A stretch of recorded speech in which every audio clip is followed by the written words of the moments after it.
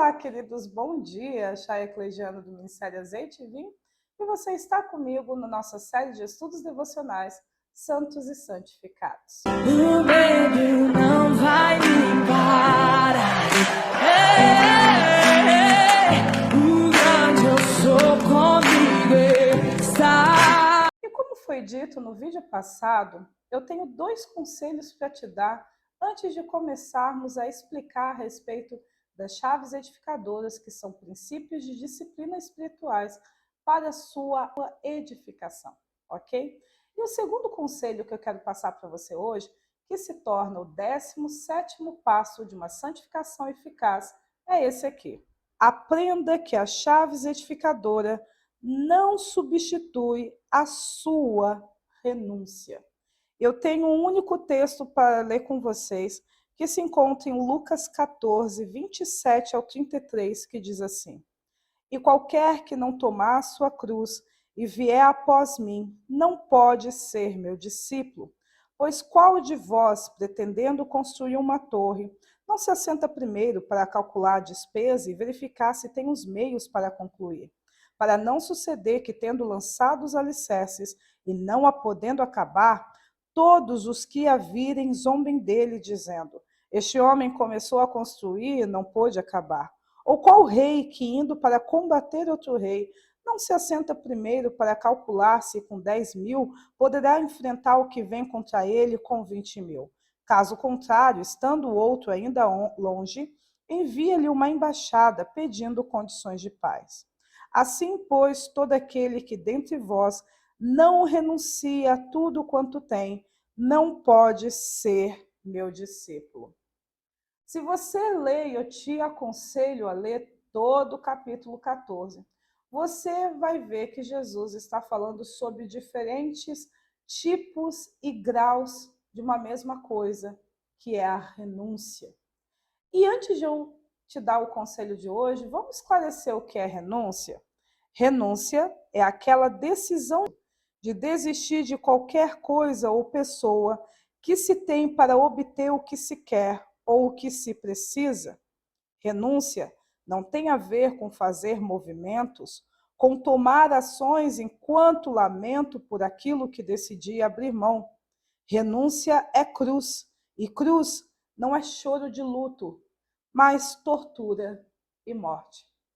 As pessoas têm uma ideia sobre a cruz que é assim, eu estou carregando uma cruz tão pesada, e elas agem como se cruz e viuvez fosse exatamente a mesma coisa. A viúva está chorando pelo seu morto. Quem carrega sua cruz está torturando e matando coisas na sua vida.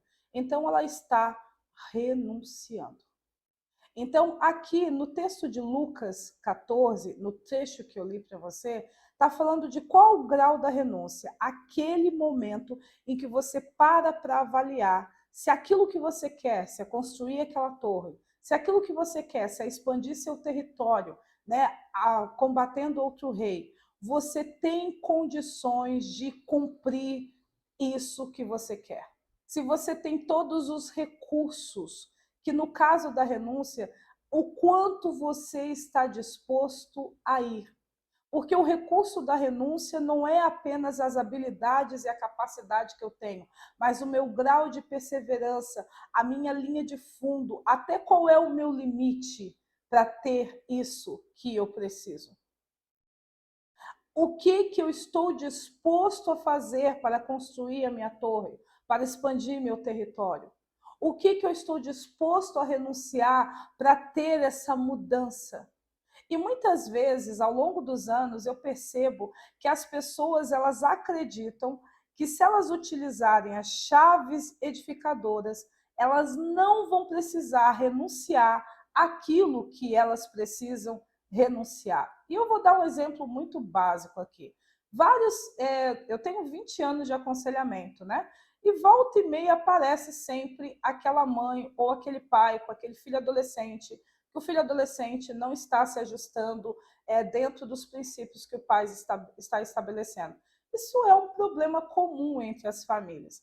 E aí, geralmente, tem vários fatores para isso, né? Mas o mais comum é que em algum momento da educação desse filho ou dessa filha, os pais saíram do seu lugar de paz e decidiram se tornarem amigos dos seus filhos, ou simplesmente decidiram não ser nada. Só o cara que põe comida na mesa, a mulher que coloca para dormir e veste as roupas e deu.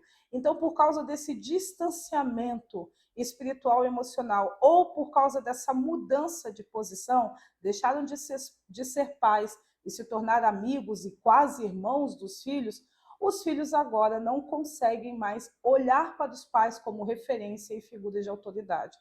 E aí, esses pais geralmente chegam para você e começam a conversar contigo. Por quê? Porque o filho não está atendendo, não está resolvendo, está rebelde, etc. e tal. E eles acreditam que você vai dar uma fórmula mágica. Qual é? Eles chegam para você e dizem assim, irmã, né? Ou Shaya, ou Cleide, diz para mim, quantos dias, né? Quantos dias de jejum e oração a gente tem que fazer para Deus vir e mudar o coração do meu filho?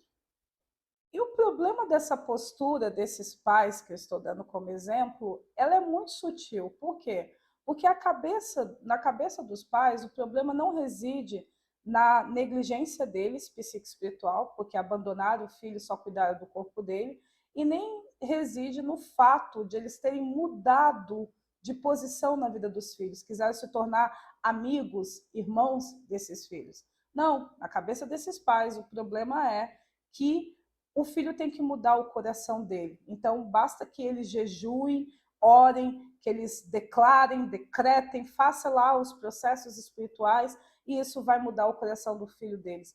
Isso não vai mudar por quê? Porque esses pais precisam, primeiro, renunciar o comportamento atual deles, para que a partir dessa renúncia, as chaves edificadoras tenham o efeito e sim consigam começar a produzir o ambiente correto para o filho deles olhar para eles de uma forma diferente.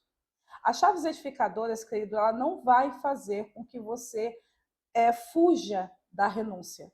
A renúncia, ela faz parte da vida de qualquer pessoa que quer chegar a algum lugar. Uma pessoa que quer chegar a algum lugar, ela vai ter que renunciar a coisas de forma temporária, como ela também terá que renunciar a coisas de forma permanente.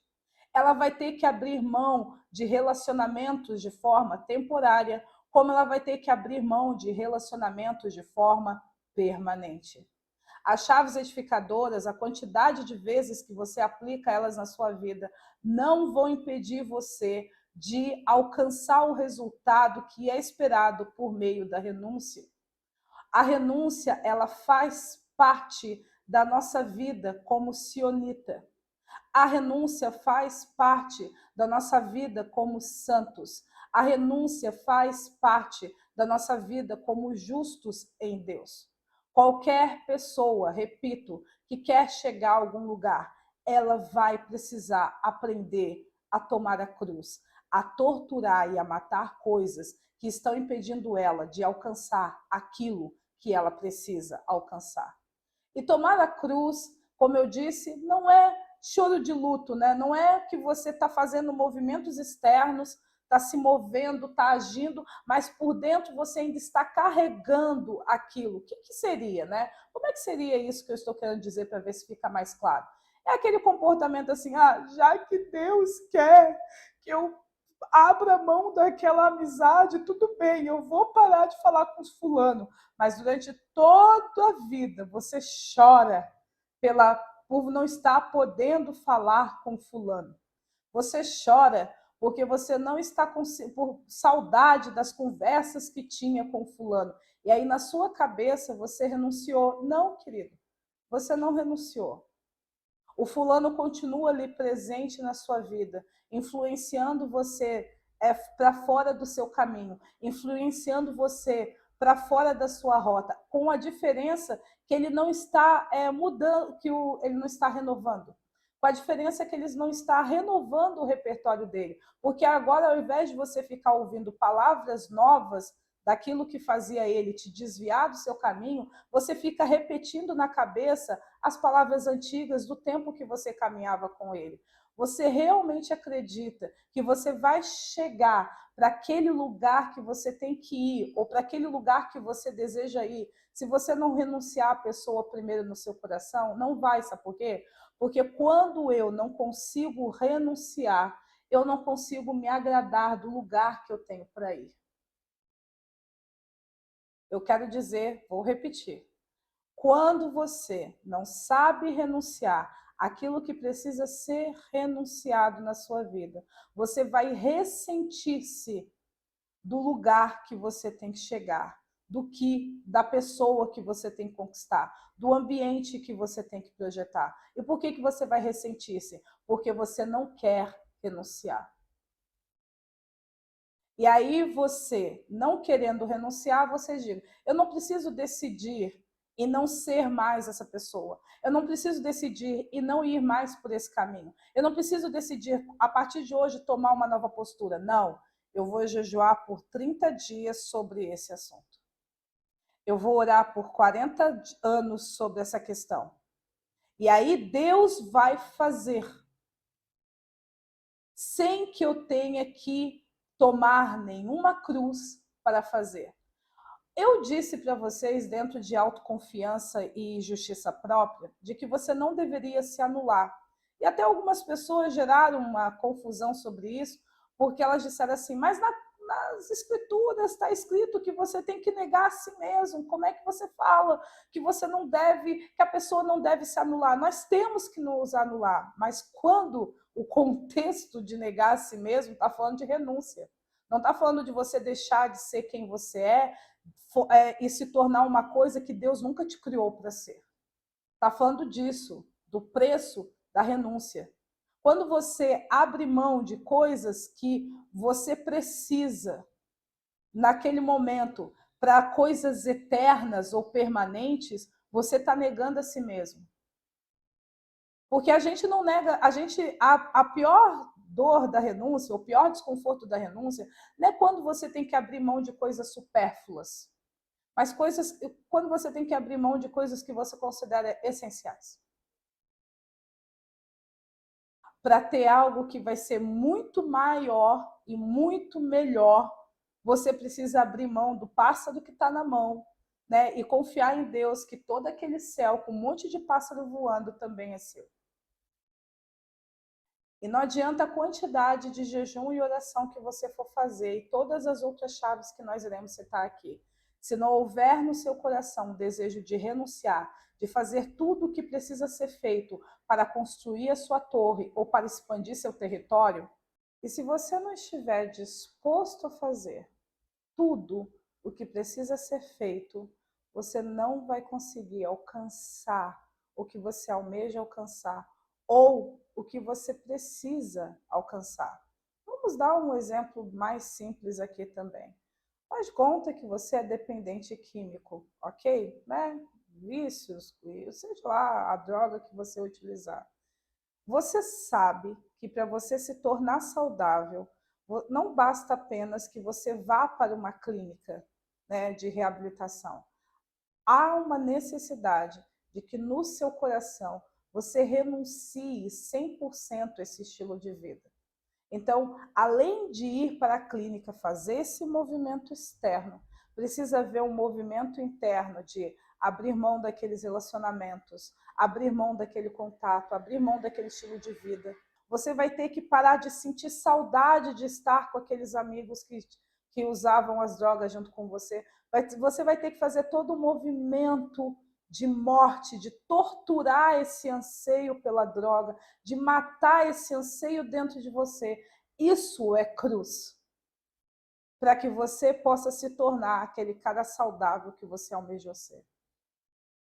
Então, as chaves edificadoras não vão substituir a renúncia que precisa acontecer no seu coração. Porque sim, seja para coisas que te machucam e você não quer mais que te machuque, ou seja, para coisas saudáveis, para upar de um nível, já está bom, mas pode ficar melhor ainda, você vai ter que deixar coisas para trás. Você vai ter, não dá para carregar tudo. É a mesma coisa como o apóstolo Paulo fala, né?